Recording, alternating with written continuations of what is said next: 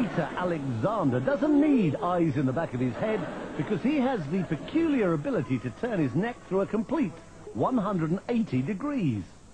Normally the muscles and the vertebrae in the neck prevent that happening, but because of a peculiarity in his spine, Alexander has confounded orthopedic specialists for years. Many years ago, I started doing gymnastics, he says. That's when I noticed that my vertebrae seem to be very flexible and that I can turn my head farther than normal. I worked at it little by little, going a little farther each time, and one day I was able to turn my head all the way around.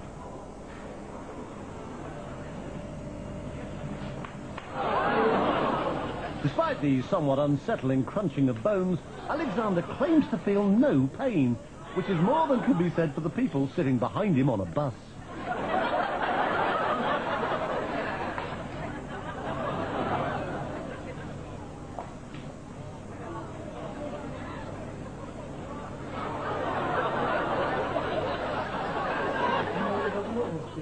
When I do it, it takes energy out of my whole body, he says. It requires 100% concentration.